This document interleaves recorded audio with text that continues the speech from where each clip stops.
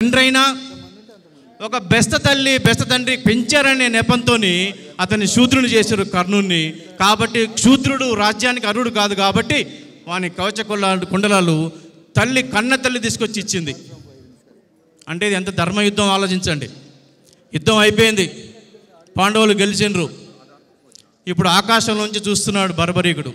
యుద్ధాన్ని మొత్తం చూసిన బరబరీకుడు తల్లి వచ్చింది, నా కొడుకు ఎక్కడున్నాడు, గెలిచిన యుద్ధాన్ని గెలిపించిన యుద్ధంలో నా కొడుకు ఎక్కడ, తండ్రి రోధిస్తూ ఉంది శవాలను చూస్తూ, తల్లిని చూస్తూ కన్నీరు పెడుతుంది పైన తల. కృష్ణయ్య నన్ను ప్రశ్న అడుగుతాను అన్నాడు.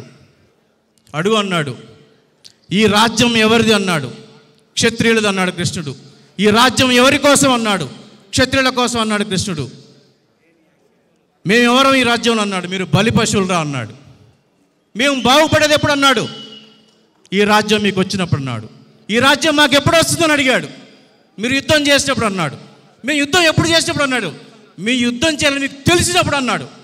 మనం యుద్ధం చేయాలని తెలిసిందా? ఇప్పుడు మనం యుద్ధం చేయాలని తెలిసిందా? మనం యుద్ధం చేద్దామా? యుద్ధం చేద్దామా? ప్రజాస్వామ్యబద్ధంగా యుద్ధం చేద్దామా? చేయాలి. అందుకోసమే వచ్చిన ఈ 4 మాటలు చెప్పడం కోసం. తెలంగాణ ఉద్యమంలో తెలంగాణ కోరుకున్న రాజకీయ పార్టీలన్నీ కూడా తెలంగాణ మద్దతు ప్రకటించినాయి. ఈరోజు ఈ బీసీ ఉద్యమానికి 42% రిజర్వేషన్లకి అన్ని పార్టీలు ప్రకటించినాయి మద్దతు. కానీ ఇది చట్టసభలో నిర్ణయం జరగాలి, పార్లమెంట్లో నిర్ణయం జరగాలి.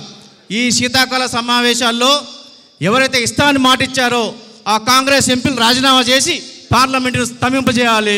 ఎవరు మద్దతు పలికారో ఆ పార్లమెంటు సభ్యులు కూడా రాజీనామా చేసి పార్లమెంట్ను స్తంభించాలి. ఈ వేదికగా నేను వ్యక్తిగతంగా ఇది కోరుకుంటున్నా, ఈ డిమాండ్ చేస్తున్నా. Thank you Phule, thank you. జై భీమ్, జై పూలే.